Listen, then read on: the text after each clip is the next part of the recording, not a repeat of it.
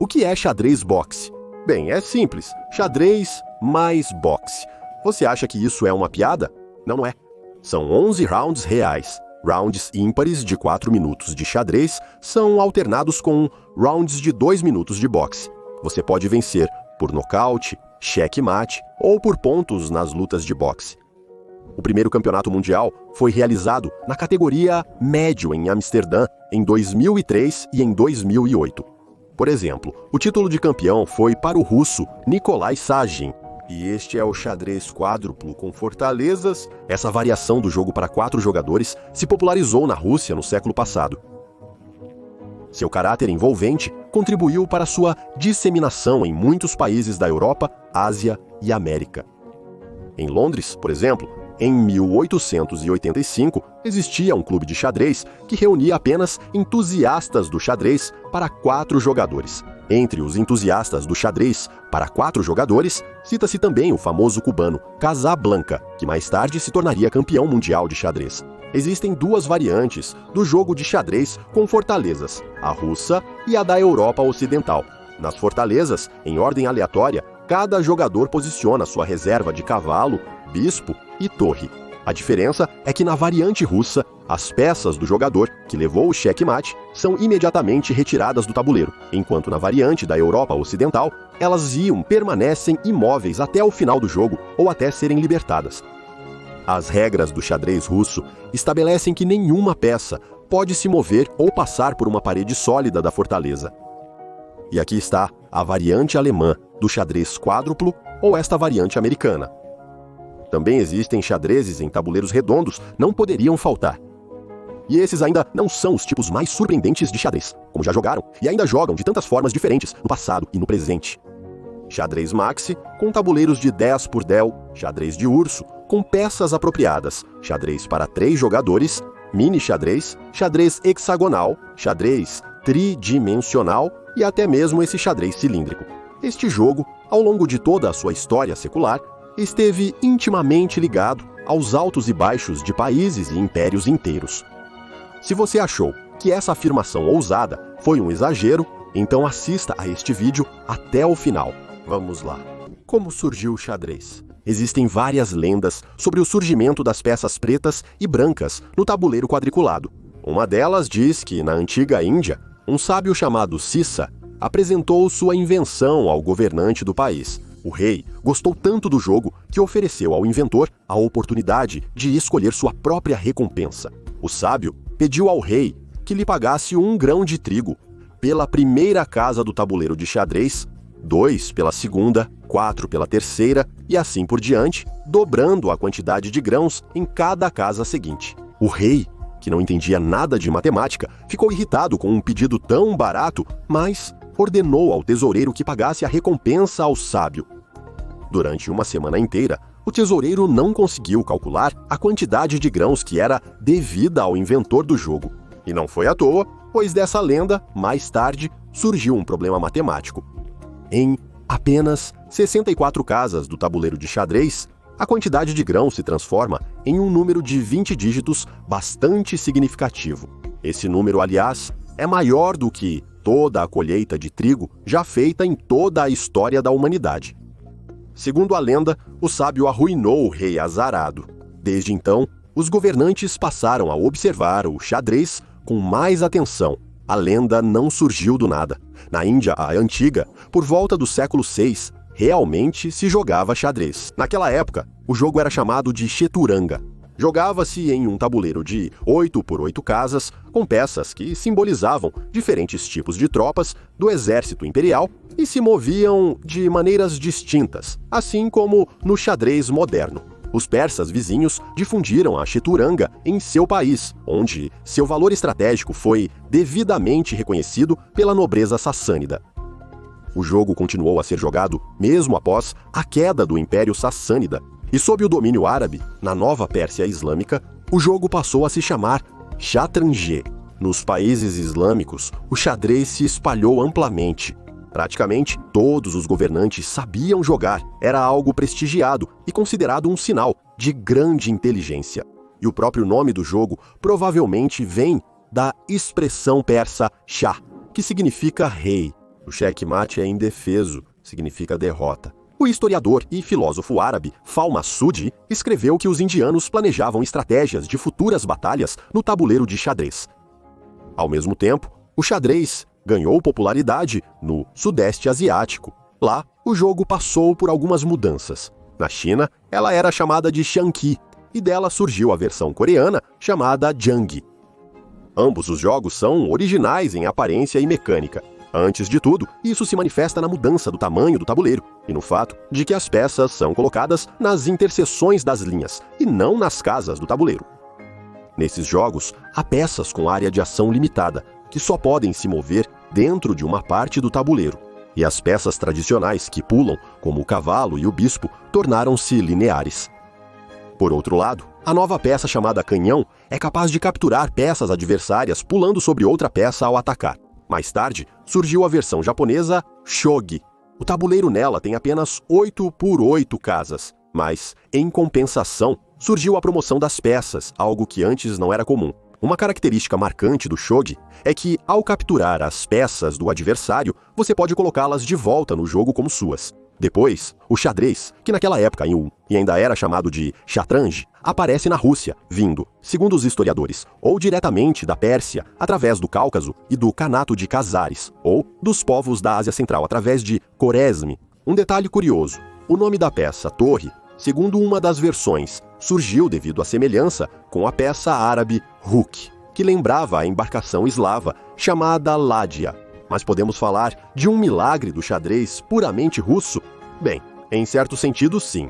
E o nome desse milagre é Tavreli, os chamados xadrezes russos, que têm raízes profundas. Fragmentos de jogos de xadrez e damas foram repetidamente encontrados em túmulos citas do Mar de Azov, em necrópolis etruscas, em sepulturas vênitas e varegues, nas margens da costa sul do Mar Báltico. Em numerosas escavações nas terras de Novgorod, assim como em Chernigov, foram encontrados muitos belos artefatos para o jogo de Tavreli, datados pelos historiadores dos séculos 9 a 10. Menção a esse jogo também é encontrada nas bailinas, sobre Vladimir, o Sol Vermelho e Sádico. A essência é que as peças não são capturadas, mas feitas prisioneiras, constroem-se torres, e essa torre se move pelo topo do tabuleiro de Tavreli.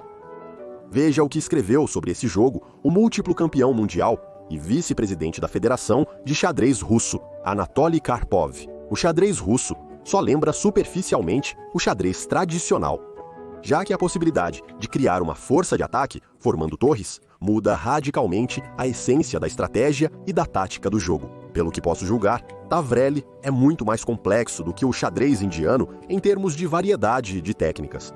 Este jogo é muito dinâmico. Afinal, os guerreiros peões adquirem uma força devastadora quando peças mais fortes são colocadas sobre eles. Praticamente, em um único lance, o humilde guerreiro pode se elevar ao todo-poderoso príncipe-dama. Claro, o Tavreli moderno não pode ser considerado uma reconstrução absolutamente fiel do jogo antigo, como observam os divulgadores do jogo. Isso é, basicamente, apenas uma das variações dos jogos de xadrez e damas de coluna, uma variação muito bem elaborada. Mas o próprio xadrez também mudou constantemente, e às vezes de forma bastante significativa ao longo do tempo. Tavreli combina elementos das regras das damas de coluna. Os jogos de tamelão, cheturanga, fazem você pensar em um espaço tridimensional, levando em conta as torres, sendo, na essência, uma das variantes mais interessantes do xadrez tridimensional. Na virada dos séculos 8 e 9, o xadrez finalmente ganha reconhecimento na Europa. Isso acontece no contexto da conquista da Espanha pelos árabes. O xadrez, assim como algumas outras características do mundo árabe, penetra na cultura espanhola. Depois, o jogo vai da Espanha para Portugal, Itália e França, e rapidamente se torna muito popular. Os jogadores europeus fizeram uma série de transformações, convertendo completamente o Shatranj árabe em xadrez moderno já no século XV. Mas na Itália, por exemplo, até o século XIX, um peão que chegasse à última fileira só podia se transformar em peças que já tivessem sido capturadas. Claro, o xadrez conquistou seu espaço na história da arte. Apenas o segundo livro, impresso em inglês, logo após os contos sobre a Guerra de Troia, foi uma obra sobre xadrez. Em 1160, foi escrito o primeiro poema sobre xadrez. Em 1283, foi publicado o primeiro livro de xadrez na Europa, o Tratado de Afonso, o Sábio. A famosa pintura A Visita de Pantiziano a Santo Agostinho e Olípio, de Niccolo di Pietro, surgiu em 1415. A partir desse século, os livros de xadrez começaram a ser publicados com mais frequência e o xadrez passou a aparecer constantemente em obras de arte. Disso, se conclui que, ao adotar o jogo dos árabes, os europeus o elevaram ainda mais em termos de reconhecimento cultural. É notável que as proibições mais rigorosas ao xadrez ocorreram justamente na Europa entre os séculos XI e XV. Não havia regras unificadas no xadrez e, junto com o xadrez tradicional, as pessoas adicionavam dados ao jogo e apostavam dinheiro. Isso levou a uma série de proibições, já que a Igreja Europeia proibia rigorosamente os jogos de azar em qualquer forma. O cardeal católico Damiani, em uma carta ao Papa Alexandre, chamava o xadrez de invenção do diabo, um jogo indecente e inaceitável. É curioso que os maiores enxadristas daquela época fossem justamente representantes do clero católico: Lorenzo Busnardo, Rui Lopes, Rui, Alfonso Ceron e outros. Na Rússia, a Igreja Ortodoxa também proibia o clero de jogar xadrez, sob ameaça de afastamento do serviço religioso. Aqui está uma citação da coleção Sofia, datada do século: "Se um padre jogar xadrez, que seja deposto de seu cargo." E há também uma citação da Proibição Conciliar da Igreja Ortodoxa Russa, em Tavrele, que foi adotada em 1551 pelo Concílio dos 100 Capítulos do Santo Sexto Concílio Ecumênico. As regras 50 e 51 proíbem qualquer tipo de jogo. A 50ª regra deste concílio proíbe jogar tanto para todos quanto para os clérigos e leigos, dados, xadrez, tavleias, vlírias, hexacoste e outros jogos semelhantes. Apesar das proibições da Igreja, na Europa, assim como na Rússia, o xadrez ganhava popularidade rapidamente, sendo que entre o clero o interesse pelo jogo era muito maior do que entre as outras camadas da sociedade. Durante as escavações perto de Novgorod, os arqueólogos encontraram muitas peças de xadrez dos séculos XIII a XV. O rei do xadrez foi encontrado durante escavações no Kremlin de Novgorod, próximo à residência do arcebispo, durante o reinado do czar Alexei Mikhailovich. O xadrez era comum entre os cortesãos e saber jogar era algo habitual, também entre os diplomatas. Na Europa, foram preservados documentos daquela época que, em particular, dizem que os enviados russos conheciam o xadrez e jogavam muito bem. A Tsarevna Sofia era apaixonada por xadrez. Durante o reinado de Pedro I, as assembleias não aconteciam sem xadrez. No século XVIII, as regras do xadrez finalmente se consolidaram. Isso levou ao surgimento das primeiras teorias sistematizadas e livros. Em 1561, Rui Lopes publicou o primeiro manual completo de xadrez, no qual foram analisadas as fases da partida que hoje distinguimos: abertura, o início do jogo e os primeiros confrontos meio-jogo, a definição da iniciativa, a maioria das trocas de peças e táticas e o final, a parte final da partida. Lopes foi o primeiro a descrever o gambito, uma das palavras mais populares da teoria do xadrez, que mais tarde se tornaria um termo comum. A partir do século, começaram a surgir clubes de xadrez onde amadores e jogadores semiprofissionais jogavam principalmente por dinheiro. Por exemplo, o enxadrista italiano Lorenzo Busnardo acumulou uma grande fortuna participando de torneios naquela época. Em 1575, em Madrid, na corte do rei Filipe, foi realizado o primeiro torneio internacional de xadrez, no qual 2 enxadristas italianos enfrentaram os 2 melhores enxadristas da Espanha. Com esse histórico, chegamos ao século.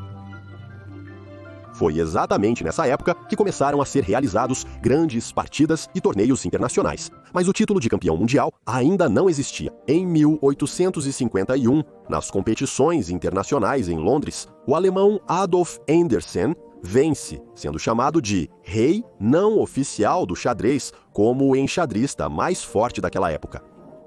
Mais tarde, o título de rei foi conquistado pelo americano Paul Morphy. Depois, Anderssen conseguiu a revanche. E em 1886, o austríaco Wilhelm Steinitz recebeu o primeiro título de campeão mundial de xadrez. Na próxima disputa, havia no acordo a frase "partida pelo título mundial". Na segunda metade do século, começaram a usar relógios nas partidas para controlar o tempo dos lances. No início, eram relógios de areia, mas eles eram inconvenientes. E logo, o enxadrista amador Thomas Wilson inventou um relógio de xadrez especial que facilitava o controle do tempo de cada jogador. Graças a essa invenção, surgiram partidas rápidas de xadrez com 30 minutos para cada jogador e o modo Blitz, com 5 a 10 minutos.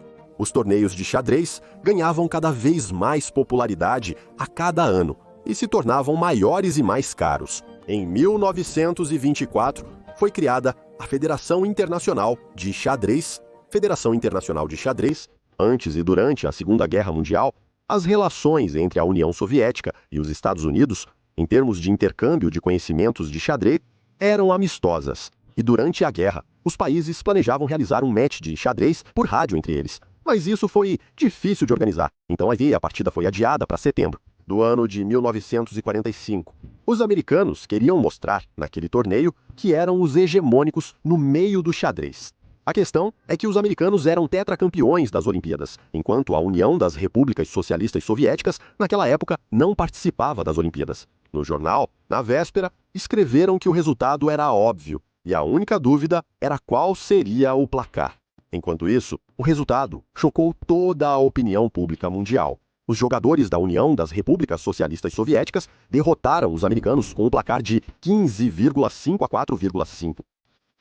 Ficou claro que o patrocínio estatal do xadrez na União das Repúblicas Socialistas Soviéticas era mais forte do que o patrocínio privado nos Estados Unidos. O ambiente do xadrez soviético era tão forte que começaram a circular rumores de que os grandes mestres soviéticos jogavam entre si de forma a garantir que houvesse mais jogadores soviéticos na chave do torneio do que representantes de outros países. Mas se olharmos os números frios sobre a quantidade de enxadristas filiados à Federação Internacional de Xadrez em 1966, a situação era a seguinte. União das Repúblicas Socialistas Soviéticas, cerca de 2.500.000 jogadores. Alemanha Ocidental, 50.000. Estados Unidos, 35 a 40.000. França, 8.000. Cuba, 5.000. E assim por diante. O nível do campeonato soviético era tão alto que vencer nele era mais difícil do que se tornar campeão mundial. Não é à toa que muitos enxadristas dos soviéticos diziam minha final, minha semifinal. Ou seja, para um enxadrista soviético chegar à semifinal do campeonato da União das Repúblicas Socialistas Soviéticas já era uma conquista extraordinária.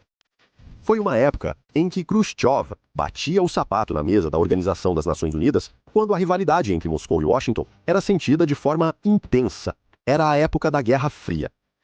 Começou o primeiro campeonato mundial oficial de xadrez. Ele aconteceu em Haia, em Moscou, de 2 de março a 18 de maio de 1948. O vencedor foi o grande mestre soviético Mikhail Botvinnik. Um jovem enxadrista americano chamado Bob, em 1947, disse que quem governa a União Soviética não é Stalin, mas sim Botvinnik. E se ele for a Moscou e vencer, então haverá paz em todo o mundo e o confronto entre as duas potências terminará. Bob Fischer foi um jogador emblemático. Ele se tornou o 11º campeão mundial. Muitos o reconhecem como o jogador mais forte do século XX.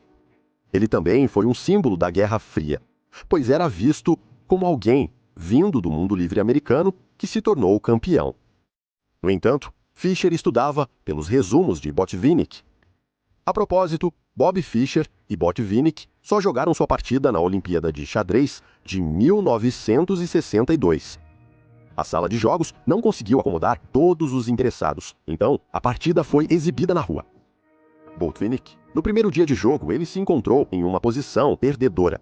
E durante toda a noite, Mikhail e a equipe de grandes mestres soviéticos quebraram a cabeça para sair da partida crítica e encontraram uma saída para o empate.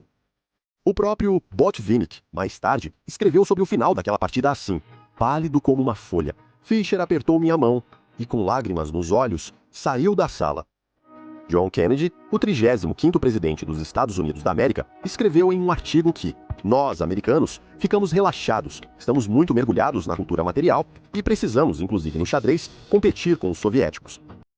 Um evento marcante foi, como era chamado, o match do século. O mundo inteiro estava curioso para saber se os enxadristas da União das Repúblicas Socialistas Soviéticas conseguiriam enfrentar a equipe formada pelos campeões dos outros países.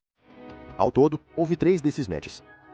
É significativo que, em 1970 e 1984, a equipe da União das Repúblicas Socialistas Soviéticas saiu vitoriosa, mas no terceiro match, em 2002, já após a dissolução da União das Repúblicas Socialistas Soviéticas, quando os jogadores fortes dos países do bloco socialista estavam em outra equipe, a partida foi perdida.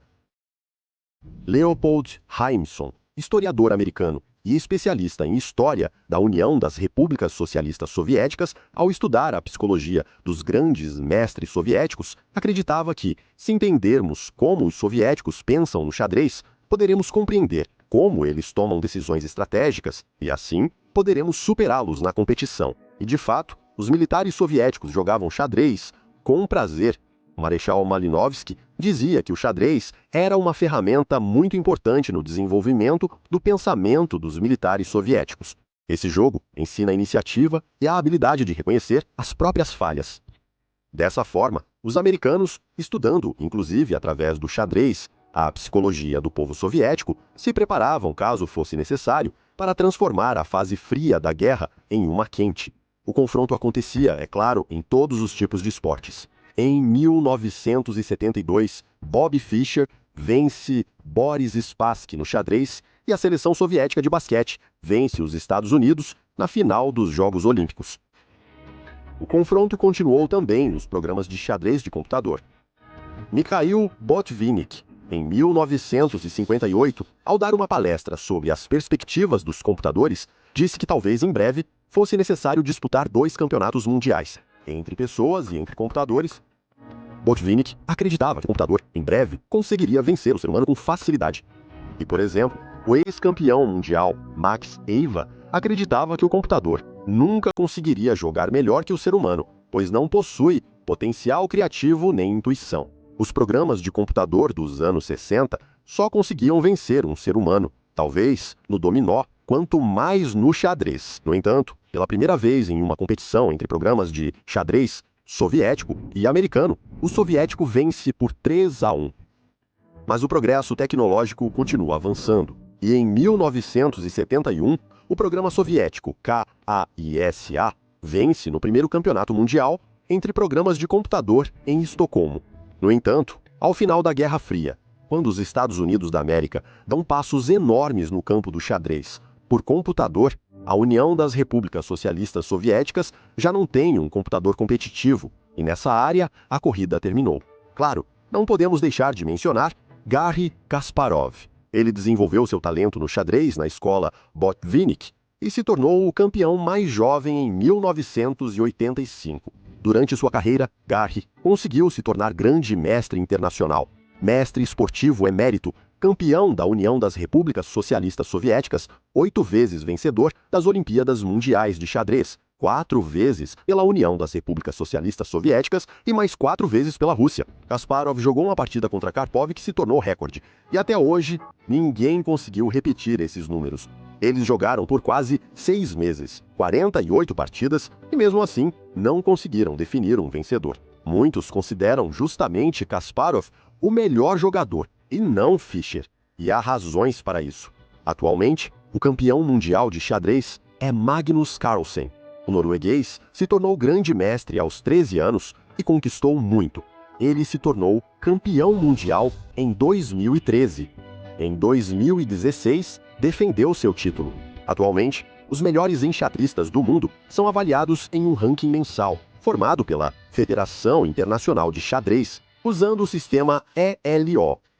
No xadrez, o rating ELO é calculado com base nos resultados das partidas entre os enxadristas. O sistema de rating ELO divide os enxadristas em 9 classes. A classe mais alta começa com um rating de 2.600, enquanto a classe mais baixa corresponde a um rating de 1.200 ou menos. Se um enxadrista alcança mais de 2.700 pontos em partidas, ele se torna um candidato a disputar o título de campeão mundial de xadrez. Atualmente, o ranking da Federação Internacional de Xadrez está assim. Em toda a história do xadrez, apenas 21 jogadores conquistaram o título de campeão mundial, sendo que 11 deles representaram a Rússia e a União Soviética. Qual será o futuro do xadrez? Ninguém sabe. É claro que a era de ouro do xadrez se foi junto com os lendários confrontos entre a escola soviética de xadrez e o resto do mundo. Mas, recentemente, por exemplo, a série O Gambito da Rainha fez muito sucesso, contando a história de uma jovem americana que passou de órfã jogando xadrez com um zelador no orfanato até se tornar campeã mundial. Aliás, a série mostra muito bem os enxadristas soviéticos como profissionais de verdade e praticamente sem estereótipos exagerados. A história, claro, é fictícia, mas as classificações do xadrez online subiram drasticamente depois da série e cada vez mais jovens se interessaram pelo jogo. Então, esperamos que nosso vídeo também motive você a tirar o pó do velho tabuleiro do seu avô e relembrar um pouco esse jogo tão interessante. E agora, faça sua jogada de cavalo, deixe seu like e escreva nos comentários. Até a próxima no Cramola.